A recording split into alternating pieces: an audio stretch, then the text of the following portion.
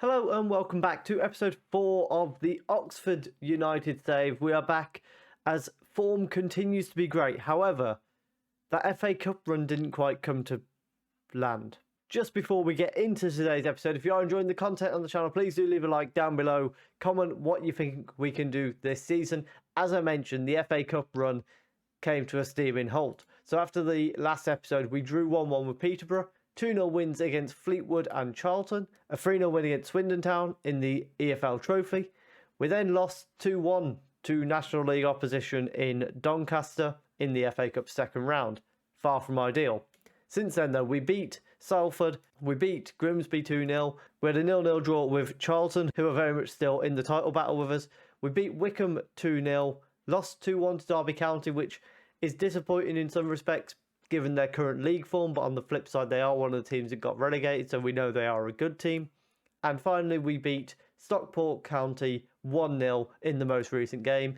That means we are top of the league, level on points with Charlton. However, we do have a game in hand over them.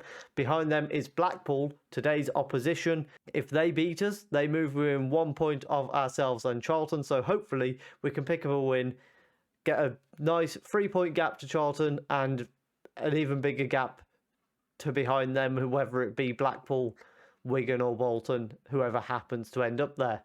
Our lineup today, we've got Sinisalo in goal, a back four of Huggins, Fredrickson, Findlay and Leo.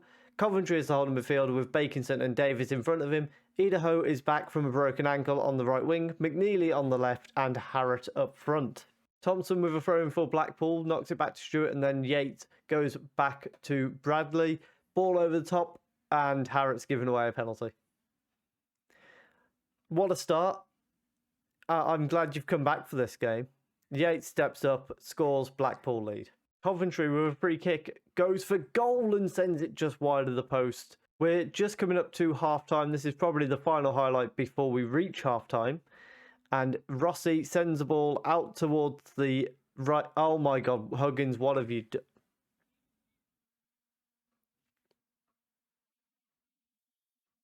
Well, that is a pathetic way to return to this series. Huggins is going to swap with Fredrickson so that we can bring Farrier on, just because I don't want Huggins on the pitch after what he's just done.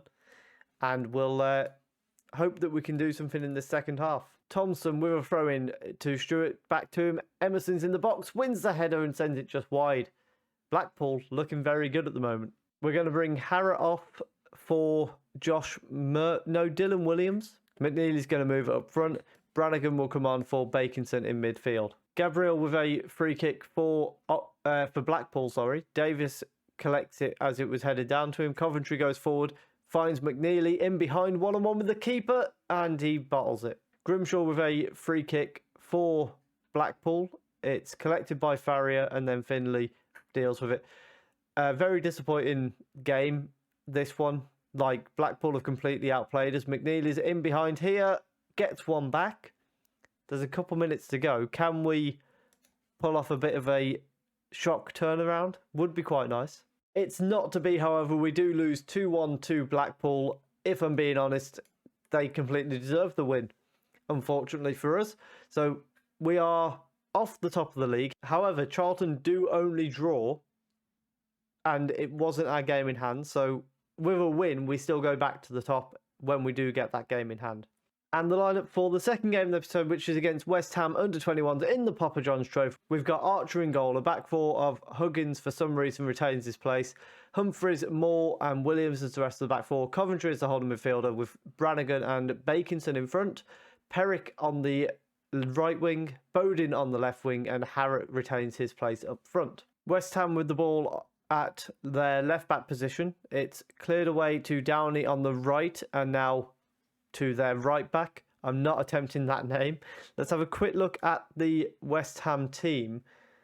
There doesn't appear to be any of the big names, so I think it might genuinely be their under-21s. Harrott has managed to nick the ball and is breaking into the box nearly. Williams collects it as it's cleared away. Coventry swaps it out to Huggins on the right-hand side. He bursts towards the box, gets a shot off, but an easy save for Knightbridge on this occasion. Half-time, it's 0-0. However, we are dominating the game, 10 shots to 0. So hopefully we're going to find our breakthrough. Bowden with a free kick sends it into the box. It's headed away. Downey collects it for West Ham and plays it forward to Marshall. Oh, Humphreys.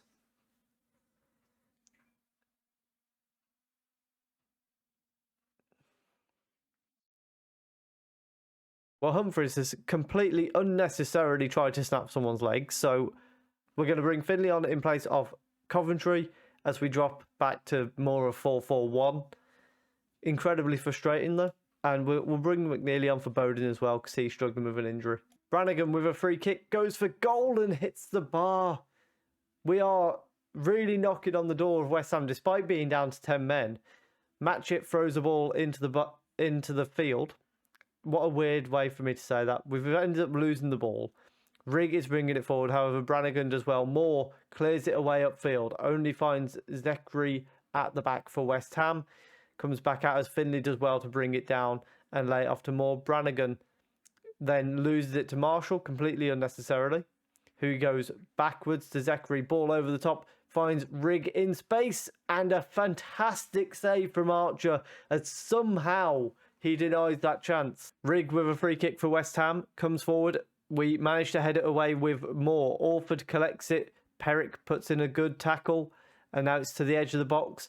Again, shot goes just over the bar. Devoy is going to come on for Bakinson in midfield.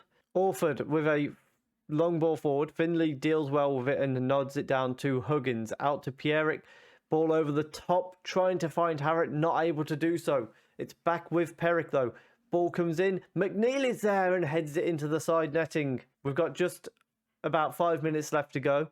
And it's looking likely that this game doesn't have a winner in 90 minutes. As I say that, Marshall is breaking the ball away. Yahara is in space for West Ham into our box. Can he put it across the box to somebody? Knocks it back to Evans. Orford on the edge wins it for West Ham.